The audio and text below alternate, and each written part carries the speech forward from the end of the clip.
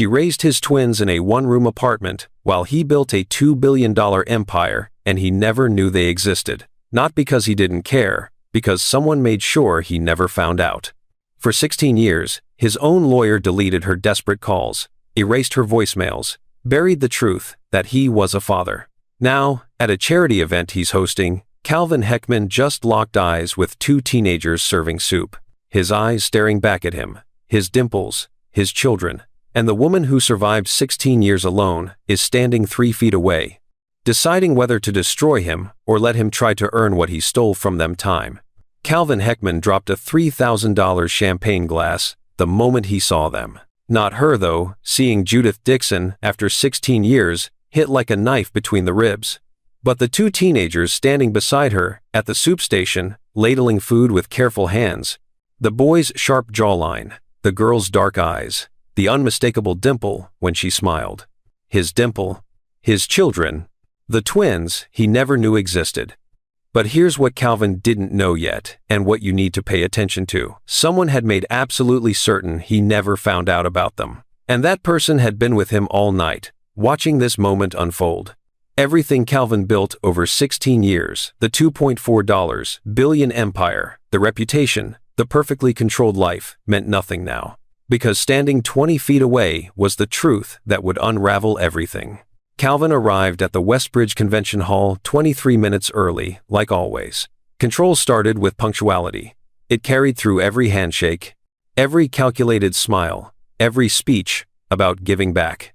The annual Heckman Foundation Holiday Feast was supposed to be simple. 500 guests, perfect press, the kind of event that made investors comfortable. What he didn't expect was for his past to be serving soup. He scanned the volunteer stations, green aprons, organized chaos, steam rising from metal pots. His assistant confirmed everything was ready. The mayor would arrive in 40 minutes. Then he saw her. Judith Dixon. Hair in a simple bun, sleeves rolled up, hands steady as she served. 16 years had passed, but he'd know her anywhere. The slope of her shoulders. The scar above her left eyebrow from that college bike accident. She'd been the only woman who made him feel like more than his ambitions. The only one who loved him when he had nothing. The only one he walked away from when success called. But it wasn't Judith that stopped his heart. It was the twins working beside her. A boy, maybe 16, adjusting napkin dispensers with precision. A girl refilling apple cider, laughing with an elderly guest. Both in green aprons, both with Calvin's face. The resemblance wasn't subtle. It was undeniable. The boy's jawline, the girl's eyes, that dimple. The champagne flute slipped from his hand. Glass exploded across marble. Conversation stopped. Heads turned. But Calvin couldn't move. He'd spent 16 years building Heckman Industries from nothing. Investors called him the Mind of Steel. Employees feared his silence. Media called him successful. But success was the lie he told himself to avoid facing what he'd lost. He was staring at two teenagers he should have known, should have raised, should have loved, and the weight nearly brought him to his knees. Now pay close attention to what happens next, because the man standing behind Calvin, his lawyer, Marcus Reeves, the one who'd structured every deal for 16 years, just saw what Calvin saw, and his face went white. Calvin moved forward, through the crowd, past tables, past cameras, past his event coordinator, trying to get his attention. His heart slammed against his ribs. Judith hadn't noticed him yet. She was helping an elderly woman with her tray. The boy stepped in smoothly to carry it. The girl handed the woman extra napkins with a warm smile. They were kind without calculation. Everything Calvin forgot how to be. He stopped 3 feet from the serving station. Judith turned and froze. The ladle clattered into the soup pot, splashing broth. Her eyes locked onto his. Shock, anger, fear. Everything flickered across her face in 2 seconds. Then armor. Years of it. Calvin? Her whisper cut like glass. His name sounded like something buried. The twins paused, sensing the shift. The girl tilted her head. Mom? Who's that? Judith's hands gripped the table edge, knuckles white. Kids, she said quietly, too quietly. Take a break, please. The boy frowned, protective. But please, Judith repeated. 16 years of pain, in one word. Mary and Alfred exchanged a look, silent sibling language, then walked toward the dessert table, whispering, glancing back. Calvin's throat burned. Behind him, Marcus Reeves was already moving toward the exit. Remember that. It matters. Judith inhaled. Exhaled with control born from holding herself together when falling apart wasn't an option.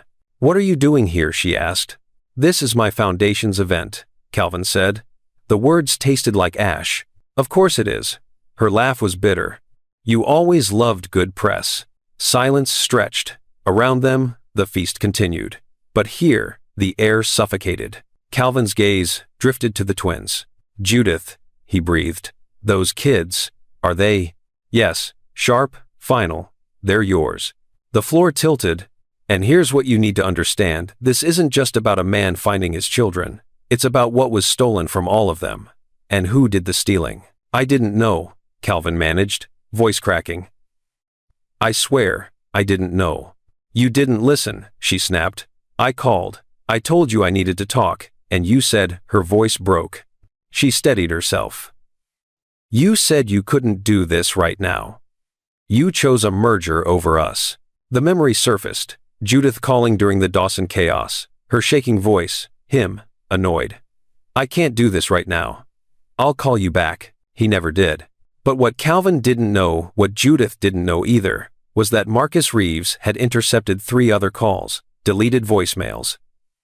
Made certain Calvin never heard the words, "I'm pregnant." "I thought you wanted to stop me," Calvin said.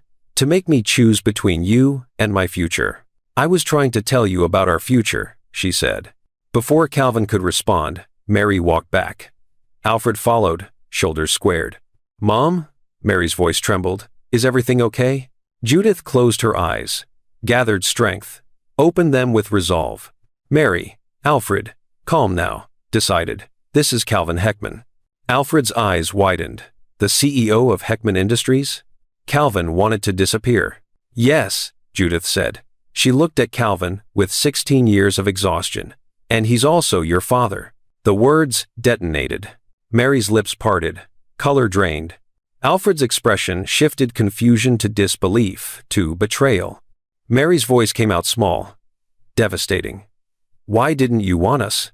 And that question, that simple, heartbreaking question, is going to change everything. Not just for Calvin, but for everyone who kept this secret.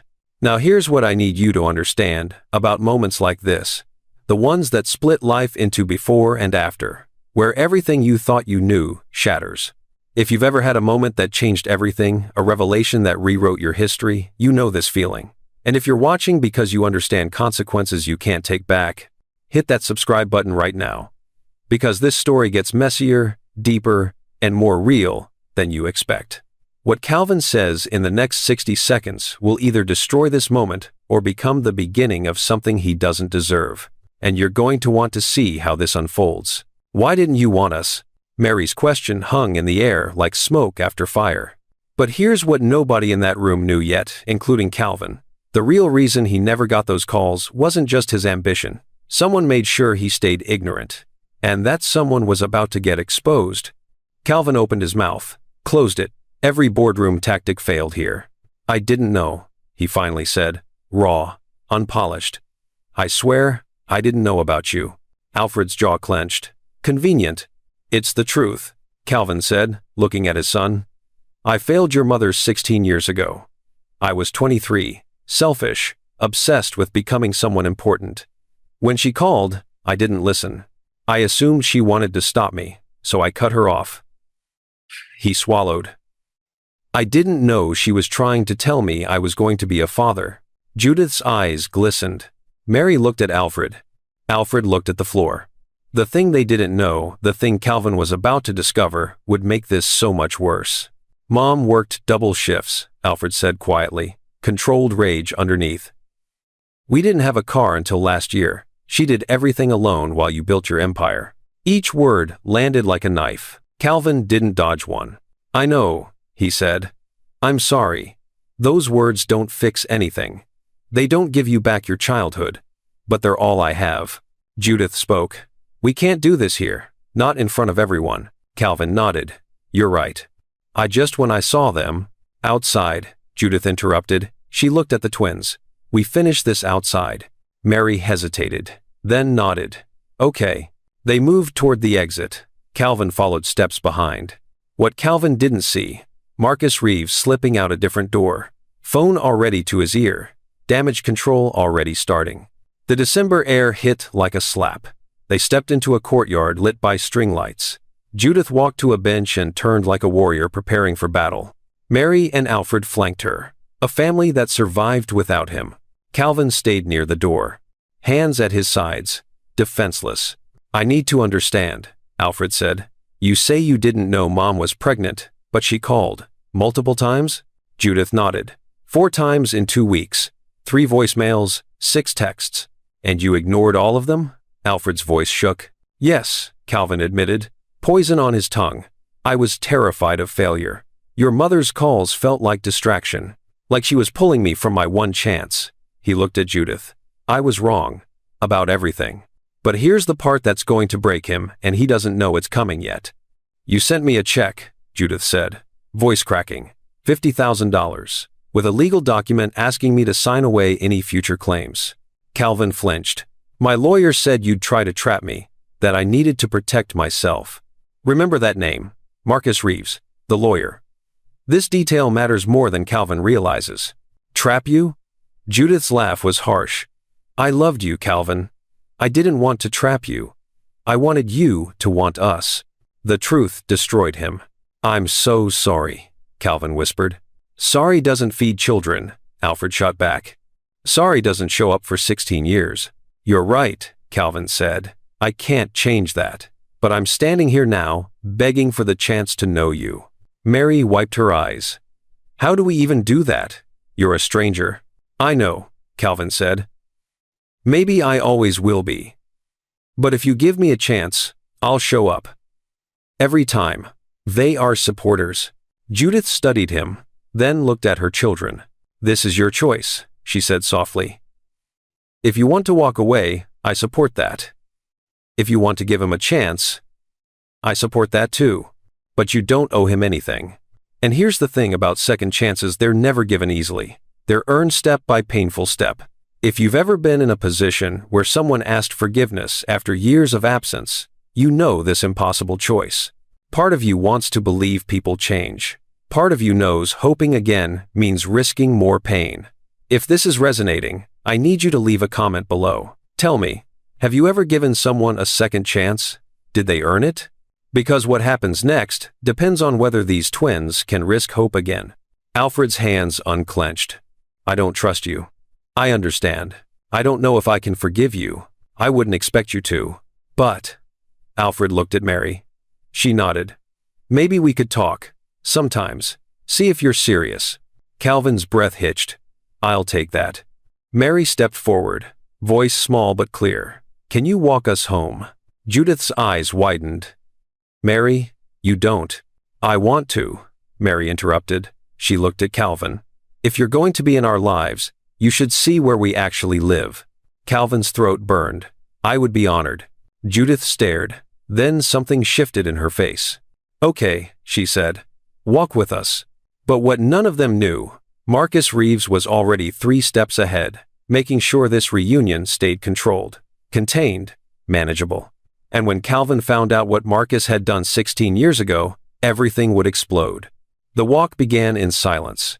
Calvin stayed 3 steps behind Judith in the middle, Mary left, Alfred right. A unit that functioned without him. Every block, the neighborhood shifted. Boutique coffee shops became coin laundries. Art galleries became check-cashing stores. Calvin noticed everything. And here's where it gets important. Pay attention to these details. They matter for what's coming. Mary's coat, blue puffer. Patch on the elbow, navy thread that didn't match. Someone tried to make poverty invisible. Alfred's sneakers, name brand once, now soles separating, laces mismatched. He walked with adjusted gait shoes that hurt, but replacement wasn't an option. Judith's purse held together with a safety pin. Calvin felt sick. He'd spent $12,000 on a watch last month, owned 4 cars he never drove, had a wine cellar with bottles worth more than their monthly groceries. And his children wore patched coats and broken shoes. They passed a corner store. An elderly man struggled with grocery bags. Mary noticed immediately. "Mr. Chen," she jogged over. "Let me help." The old man's face lit up. "Mary, you're too kind. You say that every time," she laughed, taking both bags. Alfred joined, taking one. Together they walked Mr. Chen to his building, waited while he unlocked his door. "Your mama raised you right," Mr. Chen said, patting Alfred's shoulder. "She did," Alfred agreed quietly.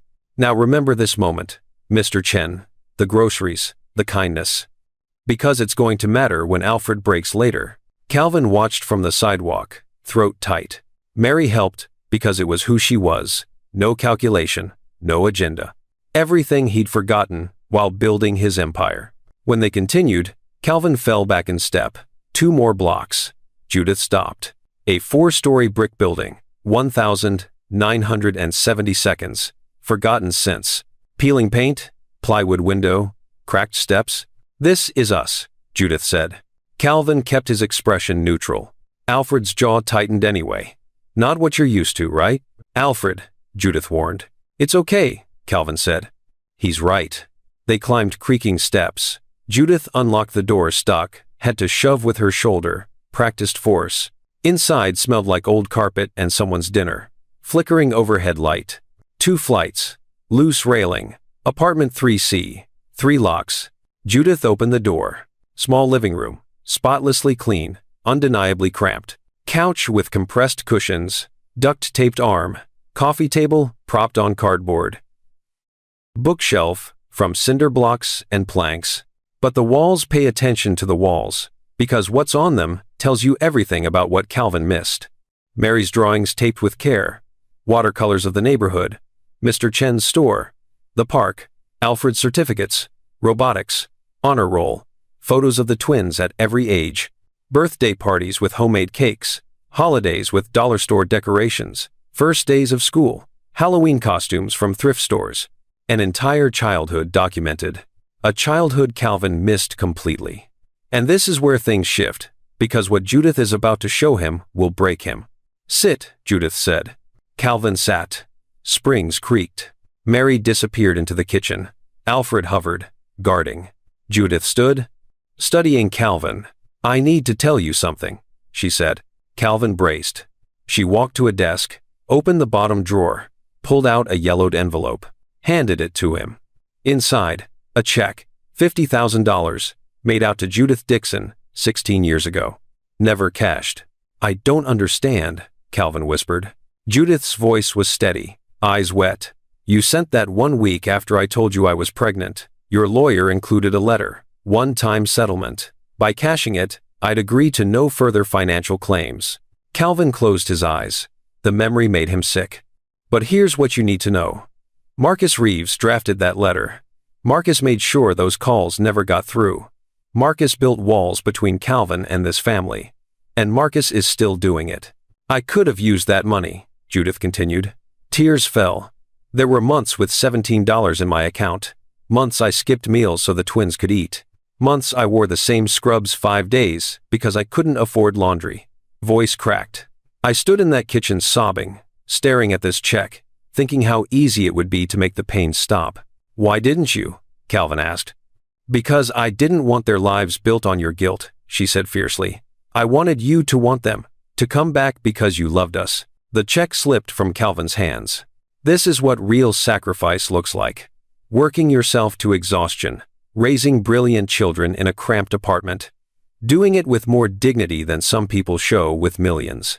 If you're watching this and thinking about someone in your life who needs to hear it, someone who keeps choosing wrong things, missing what's in front of them, share this video with them right now. Send it. Because sometimes, people need to see their story reflected to understand what they're losing. And if you haven't subscribed, do it now. Because what happens when Calvin reads Judith's hidden letters, that's where this becomes something else entirely. She'd worked to exhaustion, sacrificed everything, raised 2 extraordinary humans, while he built empires on cowardice. "I don't want apologies," she said. "I want to know if you're serious, because those kids have been through enough. I won't let you walk in just to disappear when it gets inconvenient." "I'm not going anywhere," Calvin said. Voice fierce, despite tears. "I swear. I will show up. Every Saturday." Every moment they'll let me. Mary returned with mismatched mugs of tea, handed one to her mother, one to Calvin. Alfred doesn't drink tea, she explained softly. Calvin took the chipped mug. Weak tea, the most meaningful thing anyone had given him. Thank you, he whispered. Alfred finally moved into the room. So what now? Calvin looked at Judith. She set her mug down. This doesn't change anything. Not yet. You don't get to show up once and call yourself their father. I know. You don't get to throw money at this. I know. And if you hurt them, I will make certain you never see them again. Calvin met her gaze. I understand. I accept those terms. Judith studied him, searching for cracks, then nodded. You can visit, supervised, here, weekends, if the twins agree. Mary looked at Alfred. Alfred looked at Calvin. Saturdays, he said quietly. 2 hours. You're late once? You're done. You cancel without good reason? We're done. You make mom cry? We're done. Most beautiful ultimatum Calvin ever received. I'll be here early, he promised.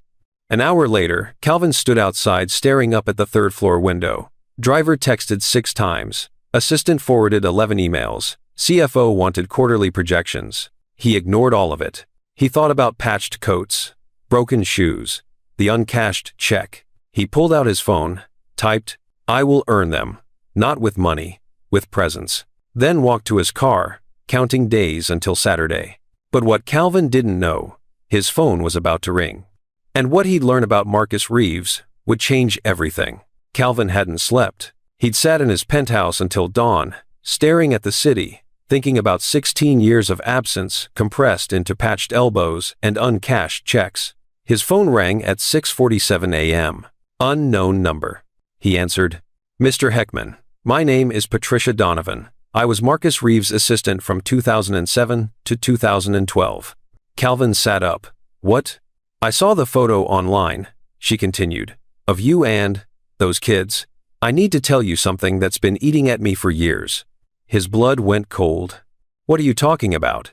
Now pay close attention to this, because what you're about to hear changes everything.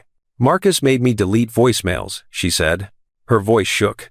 From a woman named Judith. 3 of them. The year of the Dawson merger. She sounded desperate, Mr. Heckman. She kept saying she needed to tell you something important. And Marcus had me delete them before they reached you. The room tilted. He what? He said you couldn't be distracted during negotiations, that this woman was trying to sabotage your future. He made me send that settlement check and legal document. He drafted the language to make it sound final, to scare her off. Patricia's voice cracked. I didn't know about the twins until I saw that photo.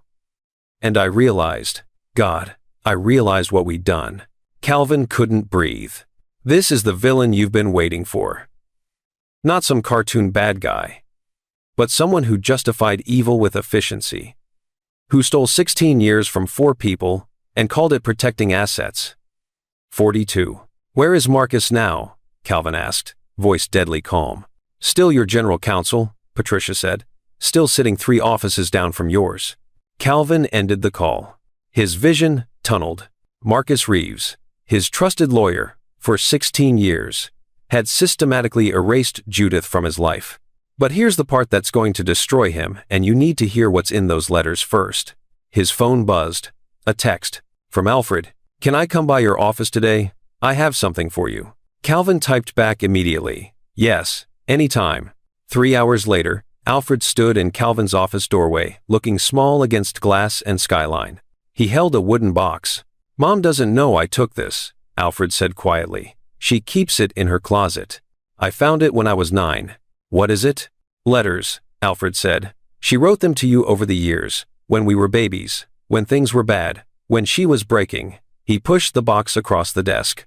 She never sent them. I think writing them kept her alive. Calvin's hands shook, opening the latch. Inside, dozens of envelopes, some sealed, some opened and refolded, dates written in familiar handwriting. November 14th. 3 days after he left. He unfolded it. Calvin, I don't know if you'll ever read this, but you're the only person I can imagine saying this to. I'm pregnant. 8 weeks. Twins are possible. the doctor said. I laughed, then cried in the parking lot. I don't know how to do this alone. I tried calling. You didn't answer. I don't know if I should try again. J. Calvin blinked tears, reached for the next. January 3rd. They're twins. 2 heartbeats. A boy and a girl. I should have known our story wouldn't do anything halfway. I keep reaching for my phone to call you. Then I remember how you sounded, like I was a meeting you didn't have time for. J. And here's what's going to break you. If you've ever read words that made you realize how badly you failed someone, you know what's coming. He read about premature birth, Mary at 3 pounds 2 ounces, Alfred refusing bottles, Judith alone in a hospital at 2:14 a.m., sobbing into her hands. Eviction notices, working 2 jobs, body breaking down. Mary's breathing scare. Mary stopped breathing last night. 37 seconds. The nurse says it's normal for preemies, but I watched our daughter turn blue. Calvin. I thought I was going to die. When she finally cried, I cried for her. For you. For the man who should have been here. He read about Alfred's first word, Mary's pneumonia, Christmas's choosing heat over presents, 16 years of lonely midnights and unpaid bills. But here's what you need to remember. While Judith was writing these letters, Marcus Reeves was making sure they'd never be needed, making sure Calvin stayed ignorant, making sure this family stayed erased. Some letters were angry, most weren't. Most were heartbreakingly gentle. I checked your website today. You're doing well. I'm happy for you. I just wish we'd been part of it. Calvin couldn't see through tears. His shoulders shook. For the first time in years, he broke completely. If you've ever seen your failures written in someone else's handwriting, take a second and hit that like button. Not for the algorithm, as a quiet, I've been there for yourself. Because what Calvin decides after reading these will determine everything. The last letter was 3 months old. Calvin. The twins asked about you today. They're 16, old enough to understand. I told them you were young, that you made a choice, that people are complicated. I didn't tell them I check your website sometimes, that I watch your speeches on YouTube, that I've seen you become the man I always knew you could be, just not for us. I don't hate you anymore. I'm too tired. But I hope someday you realize the empire you built is empty compared to what you could have had. J. Calvin collapsed forward, forehead hitting the desk. He wept like a child. 16 years of suppressed guilt poured out. Alfred sat in silence. Finally, I thought you should know what it was really like, not so you'd feel sorry for us, but you should know what you walked away from. Calvin lifted his head, eyes red. Thank you for trusting me with this. Alfred looked away. Don't make me regret it. I won't, Calvin said, voice shaking but clear. I promise. Alfred stood. I have to go. Alfred, Calvin said. Wait. The boy paused. There is nothing in these letters that can be fixed, Calvin said. No money, no apology, can erase what your mother went through. I know that. He took a breath. But I'm done being the man those letters are about. I will rewrite who I am. Whether you let me fully in or not, that work is mine. Alfred's throat worked. He nodded once. Actions, not words. Then he was gone. Calvin sat until city lights blinked on. He made 3 decisions. First, cleared his calendar for 2 weeks. Second, wrote Judith a raw, honest letter saying things he should have said 16 years ago. Third, opened his office door and walked 3 doors down. Now here's where everything changes. Because Marcus Reeves is about to get confronted, and what Calvin does next will either rebuild trust or destroy it forever. Marcus looked up from his desk. Calvin. What? Did you delete Judith's voicemails? Marcus went pale. What are you? Patricia Donovan called me this morning, Calvin said, voice deadly calm. Did you delete voicemails from Judith Dixon 16 years ago? Silence. Did you? Calvin's voice rose. You were in the middle of the most important deal of your life, Marcus said carefully. She was a distraction. I was protecting your interests. Calvin's fist hit the desk. She was trying to tell me I was going to be a father. I didn't know that, Marcus said. You didn't care, Calvin corrected. You erased her without asking me. You sent that settlement letter without my knowledge. You stole 16 years from me. I saved your company, Marcus shot back. Without me, you'd have nothing. I have nothing that matters, Calvin roared. I have an empire built on lies, and a family that doesn't know me. Marcus stood. So what now? You fire me? Destroy the company we built? Calvin stared at him. You're fired, he said quietly. Effective immediately. Legal will contact you about transition. You're done. You'll regret this, Marcus said. No, Calvin replied. I regret trusting you. And that right there is what choosing differently looks like. The photo went viral Tuesday morning at 7:14 a.m. Calvin standing outside Judith's building, looking up at a third-floor window, grainy but unmistakable. Billionaire's secret family, Calvin Heckman's hidden life exposed. By 8 a.m., Judith's phone was exploding. Text messages, calls, notifications. Someone had screenshotted and circled the blurred figures at the window. Is this you? Gold digger mom much? Billionaire baby trap successful. Mary's phone buzzed. Someone made a meme. She stared at it, tears streaming. They're saying I'm a gold digger, she whispered to Judith, that we're trying to steal your money. Alfred's group chat erupted. Bro, are you the secret heir? Share the wealth. But here's what they didn't know yet. The journalist who published that photo wasn't done. She was digging deeper. And what she found was going to make everything worse. Judith's hands shook. I won't let the world destroy them. Her phone rang. Calvin, she answered. I saw it, he said immediately. I'm handling it right now. How? Judith demanded. You can't fix the internet. No. But I can make it expensive for anyone who spreads this. He paused. Can I come over? We need to handle this together. Well, one comment of essence. 20 minutes later, he was at their door. Mary's eyes were red. Alfred's jaw was clenched. People are asking if I'm dropping out of school now that I'm set, Alfred said. Voice tight.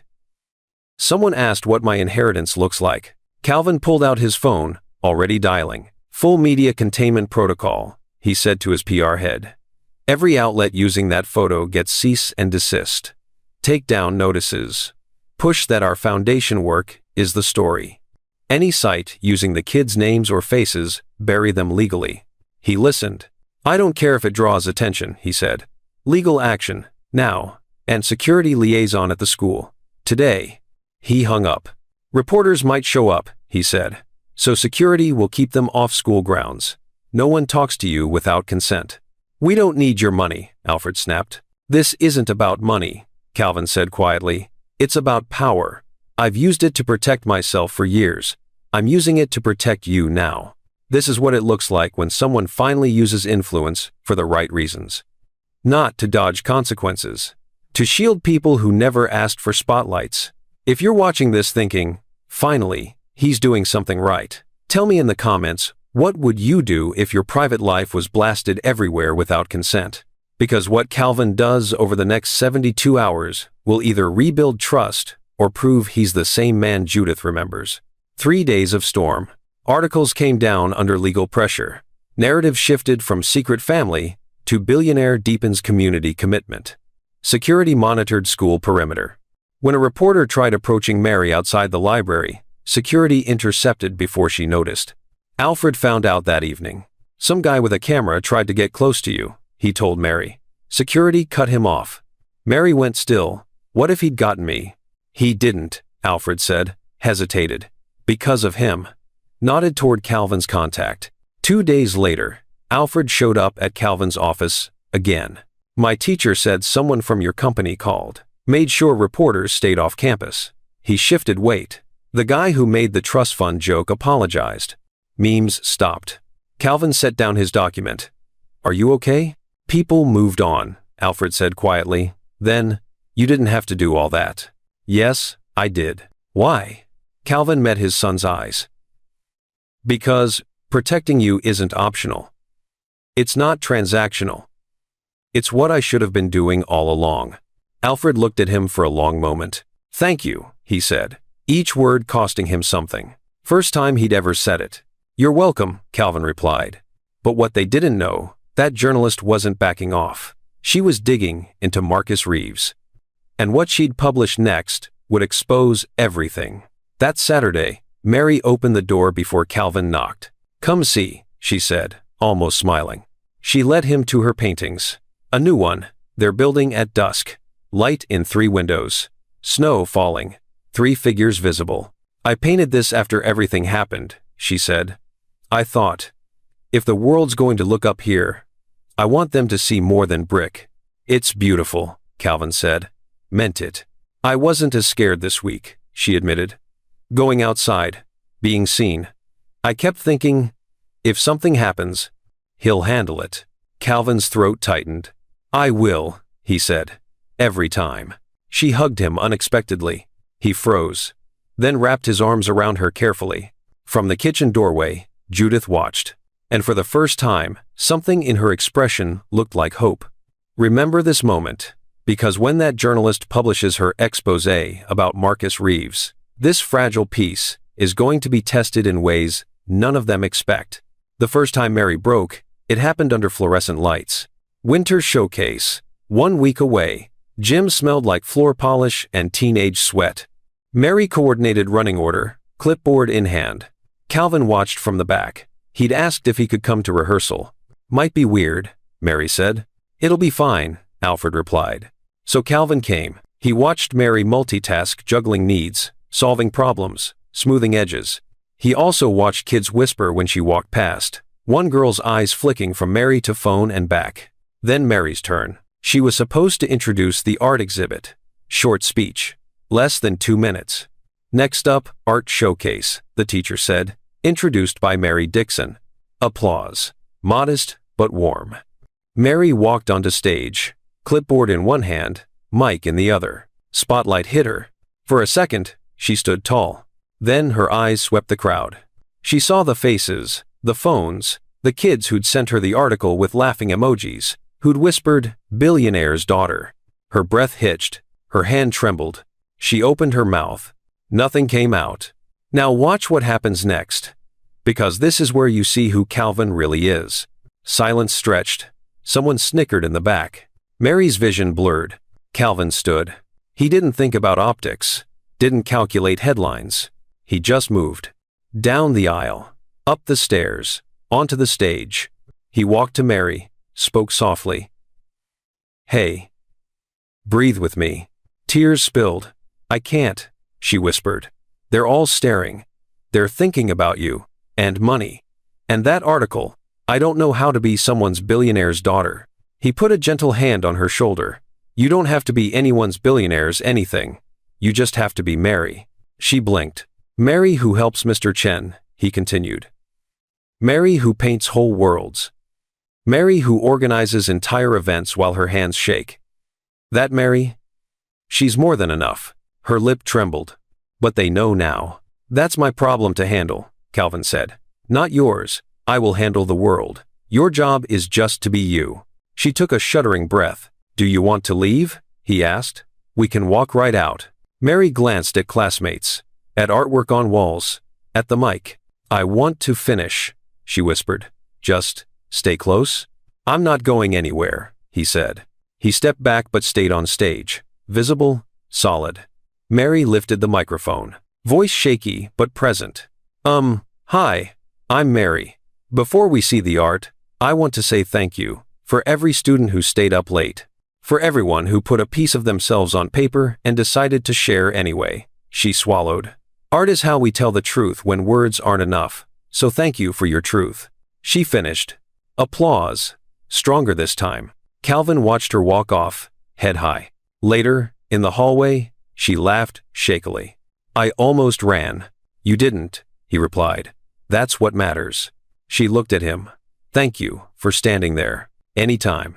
If you've ever watched someone you love fall apart in front of a crowd, you know this helpless feeling. You also know the power of one person quietly standing beside them. If that scene hit something in you, hit subscribe. This isn't just about a billionaire. It's about what it costs to finally show up when it matters. And Alfred? He's about to test Calvin in a way Mary never would. Alfred's breaking point came a week later. Holiday care packages. The Heckman Foundation. Judith volunteered. Twins came. On paper, perfect. Billionaire giving back. Reality. Fluorescent lights, industrial shelving, volunteers packing boxes. Calvin worked alongside them. Sweat at his temples, no expensive watch. taking instructions instead of giving them. 2 hours went smoothly. Then Alfred picked up a toy from donations. Expensive remote-controlled car, top of the line, the kind that would have been magic at 8 years old. He turned it over. Something in his face closed. Without warning, he threw it against the wall.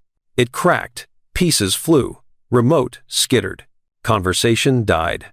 Alfred, Judith started forward. He was breathing hard, like he'd run a mile. You think this fixes it? He asked, staring at Calvin.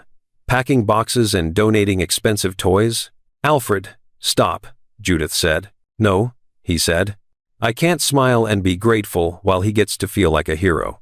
Now pay close attention, because what Calvin does next determines everything. You can't fix what you broke with money, Alfred said, each word sharp. You weren't there when the power got cut. You weren't there when Mom cried. You weren't there when kids asked why we never had a dad. You weren't there for anything. Each accusation landed. Calvin didn't dodge. You're right, he said quietly. Alfred blinked. What? You're right about all of it, Calvin repeated. I wasn't there. I missed birthdays and emergencies and everything between. I can't fix that with money or toys. What I did is permanent. He took a breath. You don't owe me anything, he continued. Not forgiveness, not a relationship, nothing. And if the only way you can be okay is keeping distance, I'll accept that. But I'm still not leaving. Not unless your mother says, I'm causing more harm than good. I'm going to keep showing up, not because I think it earns me anything, but because it's what I should have been doing all along. Alfred's hands curled into fists. His eyes shone with angry tears. He refused to let fall. I hate that I want to believe you, he whispered. I hate that part of me wants a dad, that I care if you stay. I know, Calvin said softly. And I'm sorry, I'm the one who made wanting a dad a painful thing. The anger in Alfred's shoulders sagged into exhaustion. You don't get to be forgiven because you did a few good things, Alfred said. You don't get a clean slate. I'm not asking for a clean slate, Calvin replied. I'm asking for the chance to keep standing here when you tell me the truth. Like you're doing right now. Alfred stared at him for a long moment, then looked away. I'm going to finish my shift, he muttered, because these boxes aren't their fault either. Take all the space you need, Calvin said. I'll still be here next Saturday. He meant it. Judith had watched the whole thing from 10 feet away. Later, when the twins washed their hands and the warehouse thinned, she walked to Calvin.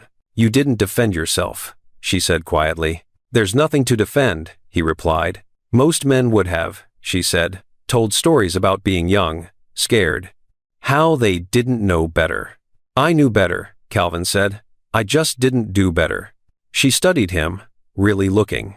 The Calvin I knew would have walked out after that, she said slowly. Called me emotional, blocked my number. He was a coward, Calvin said simply. And now? Judith asked. He met her eyes. Now I'm trying to be the kind of man our son can yell at, without wondering if I'll disappear. Something in her face softened. I'm not ready to forgive you, she said. I don't know if I ever will be, but I see what you did with Mary, and what you didn't do with Alfred. You didn't make it about you, she exhaled. That meant something. Let that sink in for a moment. He didn't win them over with speeches. He stood still while the consequences of his choices hit him in the face, and he stayed. If you've ever had to listen to the truth about yourself from someone you hurt, you know how hard that is. If you're still here, watching this family walk through fire together, hit that like button. Not because this story is pretty, because it's honest. And subscribe if you believe people can actually change when they do the work. By January, Calvin had been part of their lives for 42 days. He counted because each one felt like a second chance he hadn't earned, but was desperately grateful for. He learned their rhythms. When Mary painted late afternoons, soft, golden light. When Alfred needed quiet early mornings, headphones on, code open. He learned Judith took her coffee black because she'd trained herself out of wanting cream. So he brought a small container on Saturdays, left it in their fridge without comment. First time she used it, she rolled her eyes. This is unnecessary, she said. You're unnecessary, Alfred muttered from the table. Judith hid a smile. Don't sass the man who brings real cream. Mary laughed. The sound filled the kitchen. But here's what you need to remember, and this detail matters for what's coming. That journalist who published the first photo? She's still digging. And what she finds about Marcus Reeves is going to explode everything. Calvin went to Alfred's robotics competition, 3 hours away. He drove them in the modest sedan. Judith sat in back with Mary. Alfred up front, alternating between nervous silence and over-explaining his medication dispenser project. "It's for Mr. Chen," Alfred said. "He forgot his meds 3 times last month, ended up in the ER once." "That's impressive," Calvin said, "that you turned that into something useful." "I haven't yet," Alfred muttered, "but I will." The competition was in a high school gym. Folding chairs, teams hunched over robots. Calvin watched his son move through that world with confidence, focused, in his element. When the demonstration hit, a snag dispenser jammed, Alfred's face went white. "Watch what he does next.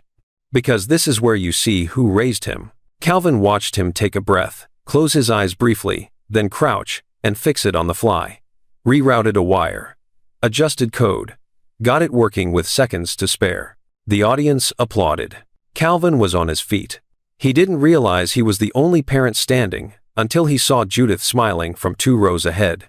When Alfred looked up and saw him clapping, something unguarded flashed across his face. Pride, not in the machine. In the fact that someone was proud of him.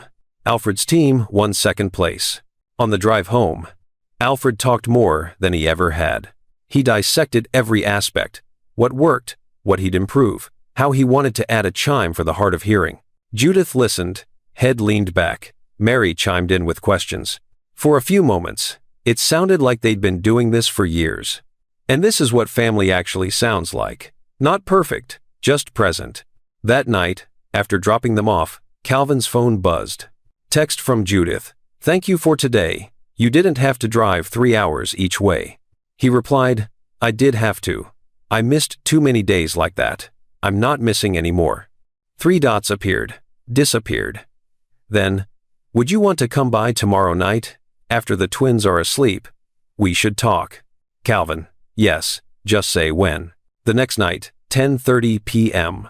Judith answered in an old sweatshirt and leggings, hair down around her shoulders. She looked younger and older all at once. "They're asleep," she said. "For real asleep, not TikTok asleep." He smiled. They sat at the wobbly kitchen table, tea in mismatched mugs. For a while, neither spoke. "I've been angry at you for 16 years, Judith said finally. No preamble, just truth. I carried that anger like armor.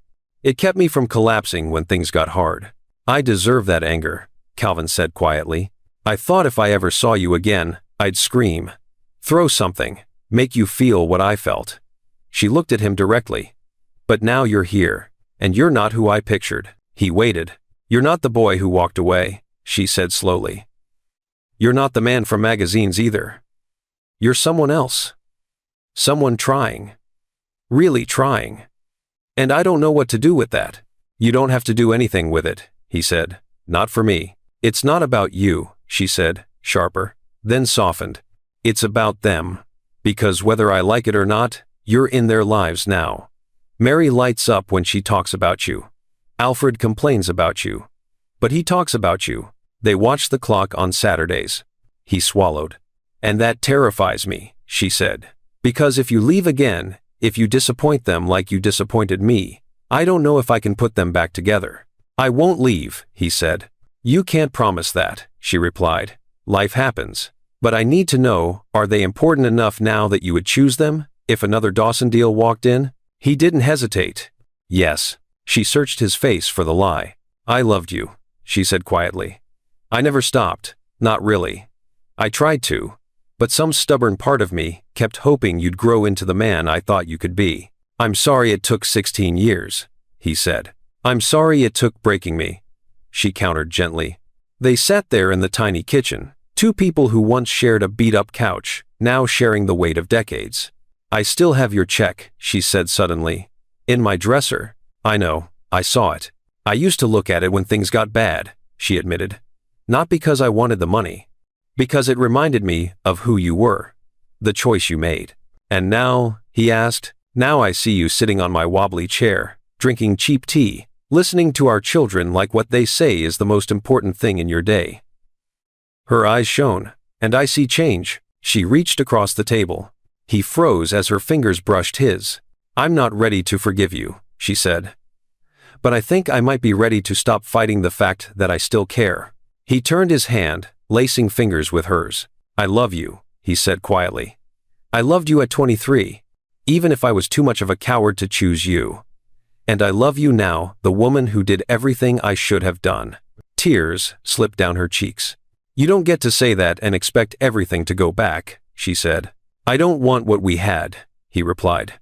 "I want what we could be now. As the people we are. Older. Bruised. Maybe a little wiser." She let out a shaky laugh. "The twins want you at the winter gala," she said. "They asked if you'd come. With us." He swallowed. "They did?" Mary said. "He drove 3 hours to watch Alfred's robot." "I think he deserves to see me in a real dress," Judith smiled. Alfred muttered something about it being fine, which for him is basically an engraved invitation. His vision blurred. "I'll be there," he said. "Whatever they need."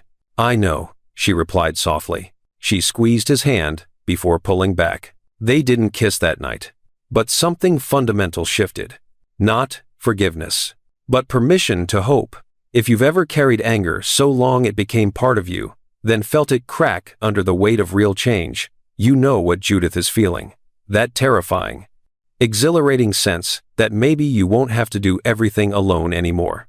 If you've made it this far with them, share this with someone who still believes people can change, even if they're scared to admit it. Because the Winter Gala isn't just a school event, it's where this fragile family steps into the light together.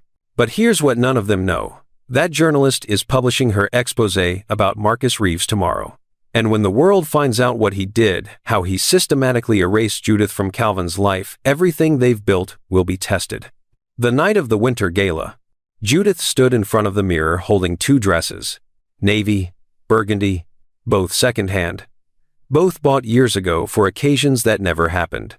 Mary leaned in the doorway wearing emerald green she'd altered herself. "Mom, you look beautiful in both. Pick one, or I'm picking for you." "I haven't been to something like this since college," Judith said. "I know. You've told us." Mary walked over, pressed the burgundy into her mother's hands. "This one. Trust me." In the living room, Alfred tugged at his tie. Slightly too short, slightly too wide, but he'd tied it himself. "You look handsome," Mary called. "Shut up," he muttered, cheeks flushing. Judith's phone buzzed. "I'm downstairs. No rush. See." She took a breath. "Ready?" "No," both twins said. They laughed. Calvin stood beside the sedan when they stepped out. Charcoal suit, deep blue tie, no watch. Just a man in a suit, breath visible, in the cold. His eyes widened when he saw Judith. "You look beautiful," he said. She rolled her eyes, but color touched her cheeks. The drive was filled with Mary's chatter and Alfred's grunted responses. Judith watched Calvin's steady hands on the wheel. The gym had been transformed. White lights, silver cloth, pine garlands, paper snowflakes, students in dresses and ill-fitting suits. Heads turned when Calvin walked in with them. Judith's stomach clenched. But Calvin stepped half a pace behind the twins, letting them lead. When people stared, he pretended not to notice. And here's what you don't know yet.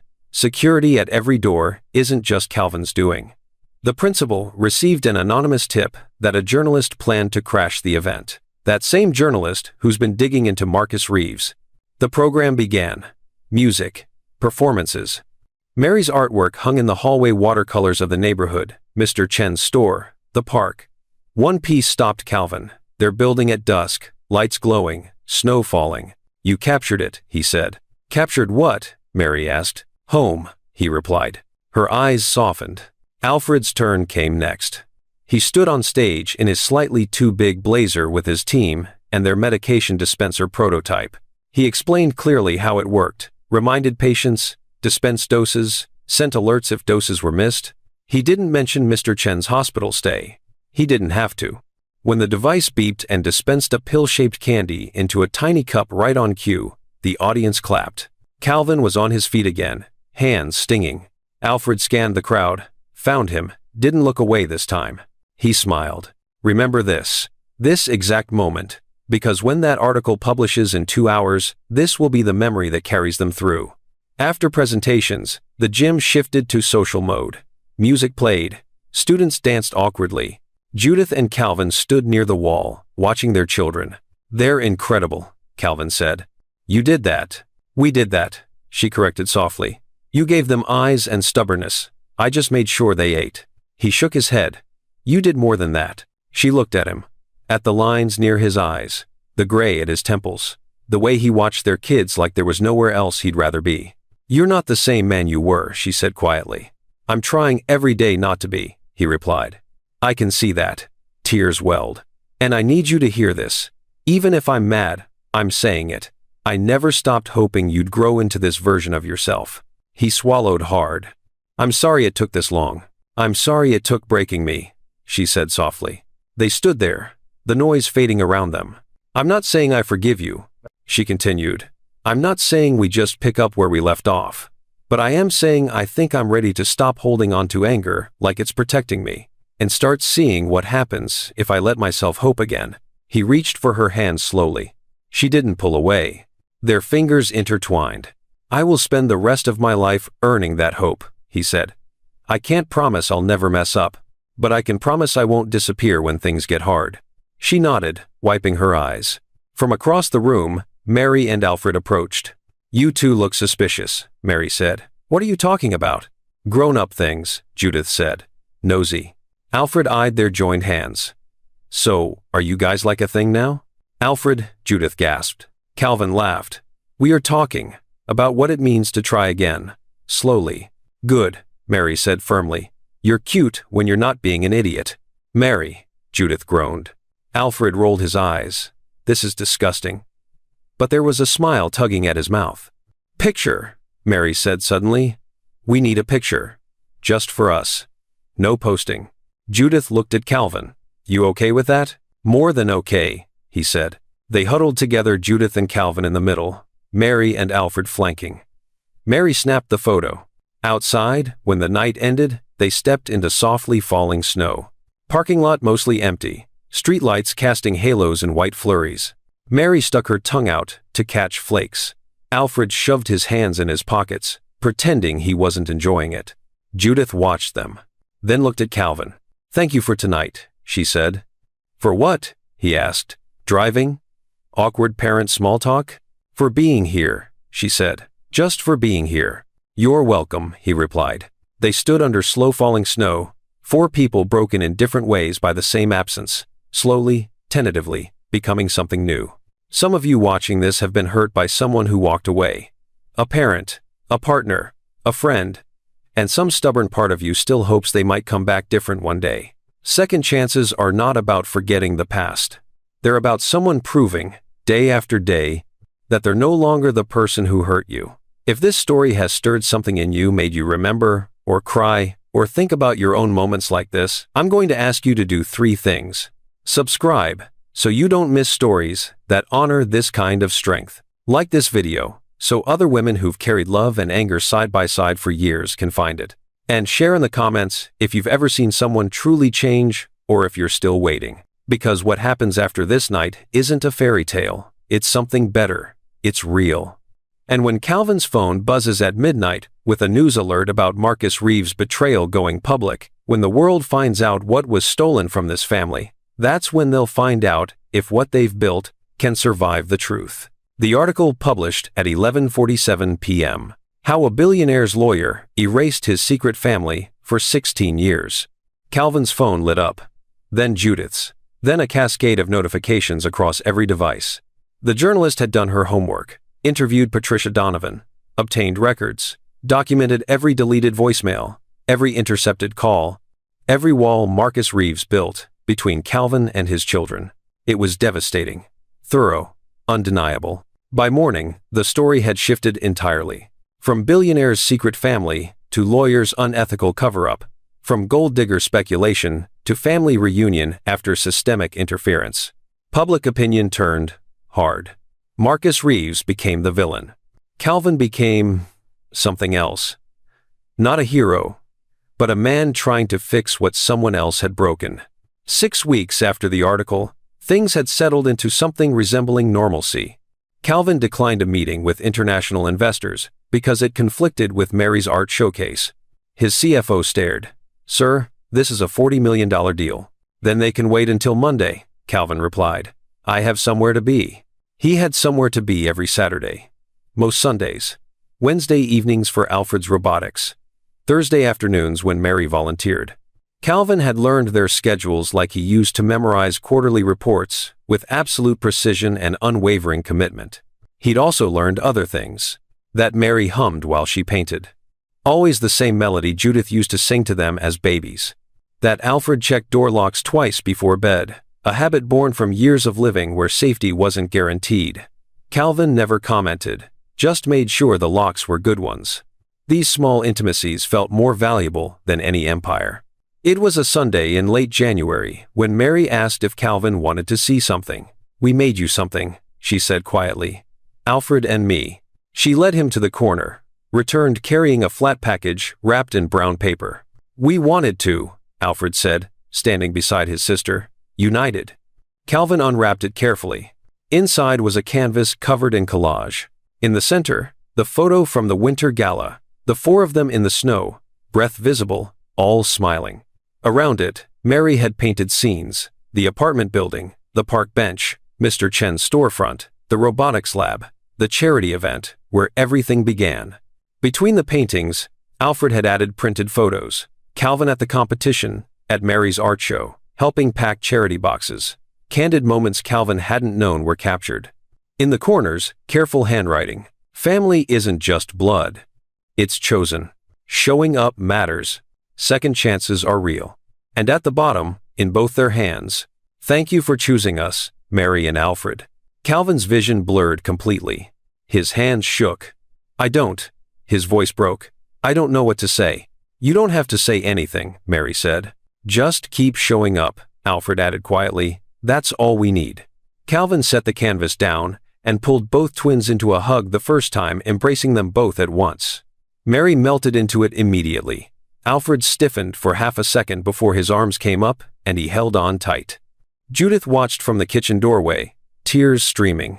When Calvin released them, he wiped his eyes. "I love you both. I know I don't have the right to say that yet.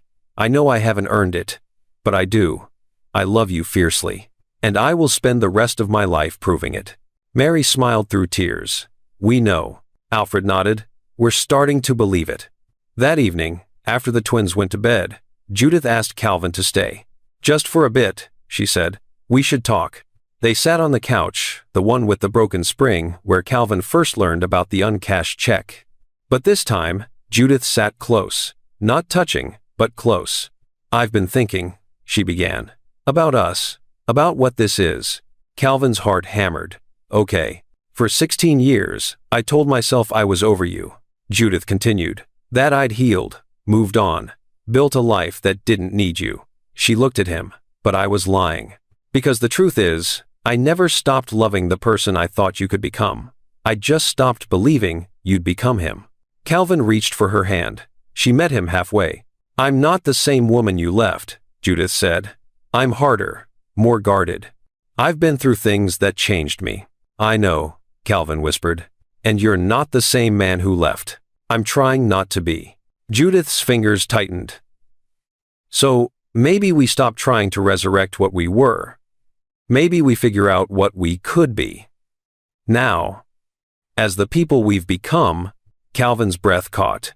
"Are you saying—" "I'm saying I want to try," Judith interrupted. Slowly. Carefully. Without expectations. "But I want to try." Calvin lifted her hand to his lips, kissed her knuckles. "I will earn this, every day. I will choose you, choose all of you." "I know," Judith said softly. She leaned her head against his shoulder. "That's why I'm willing to hope again." They sat in comfortable silence, hands intertwined, breathing in sync. "I love you," Calvin said quietly. "I loved you 16 years ago, when I was too stupid to choose you. And I love you now, the woman who raised incredible children alone, who sacrificed everything, who kept hoping even when I gave you no reason to." Judith lifted her head, eyes searching his face. "I love you too. God help me, I never stopped." Calvin cupped her face gently, thumb brushing away a tear. "May I kiss you?" he asked. Judith's answer, was to close the distance. The kiss was soft, tentative, 16 years of loss and longing compressed into a single gentle moment. It tasted like forgiveness and hope and new beginnings. When they pulled apart, both were crying. "We're going to take this slow," Judith said, forehead resting against his. "As slow as you need," Calvin agreed. "The twins come first. Always. And if you hurt us, I won't." Calvin interrupted gently. "But if I do, you have every right to walk away. I know that. And I accept it." Judith smiled despite her tears. "Okay." 3 months later, on a Saturday in April, the four of them walked through the neighborhood park together. The trees were budding. Air still had a bite, but sunlight filtered through branches in that hopeful way it does when winter finally loosens its grip. Mary walked ahead, snapping photos of early flowers for a series she was planning. Alfred walked beside Calvin, talking about an email from a university interested in his work. Judith and Calvin walked in the middle, hands brushing occasionally, falling together without thinking. "We built something," she said quietly. "You did," he corrected. "I just finally showed up to help." She squeezed his hand. "We did. You don't get to erase yourself from the good anymore. You're here. You're trying. You're loving them. That counts." He looked at his children, his son, already taller than him, talking about engineering and ethics. His daughter, framing the world through an artist's eye that caught beauty in cracked sidewalks and rusted swings. He looked at the woman beside him, who had every reason to hate him, and instead chose to hope. "I spent 20 years building wealth," he said softly. "But I only started building a life when I met you, and when I finally came back to all of you." Judith smiled. "You were always rich," she said. "You just didn't know where to look." They reached the park gate as the sun dipped low, painting everything gold. Mary came back, looping her arm through Calvin's. Alfred walked on his other side, hands in pockets, but close. "Where to for dinner?" Mary asked. "Somewhere cheap," Alfred said immediately. "He's buying." Everyone laughed. "I am absolutely buying," Calvin said, "but you get to choose." The four of them walked out of the park together, shadows long on the sidewalk. No cameras, no headlines, no spectacle, just a family. Not perfect, not healed all the way, but real, chosen. If you've stayed with this story all the way to this moment, you already know the truth. Wealth is numbers. Richness is people. Richness is a daughter whose coat is patched, but whose heart is whole. A son who yells because he cares. A woman who did the hard thing alone and still found it in herself to love again when it was finally safe. If this story made you feel seen, if it reminded you of your own strength, your own second chances, your own quiet bravery, subscribe to be part of a space where stories honor women who carried everything and still stood tall. Like this video, so other grandmothers, mothers, daughters, and sisters can find it. And in the comments, share one thing you chose for yourself, a boundary, a second chance, or even just the decision to rest. Because like Judith, like Mary, like so many women watching right now, you deserve to be the center of the story, not the afterthought. And sometimes, the richest futures are the ones we decide to build, long after we thought it was too late.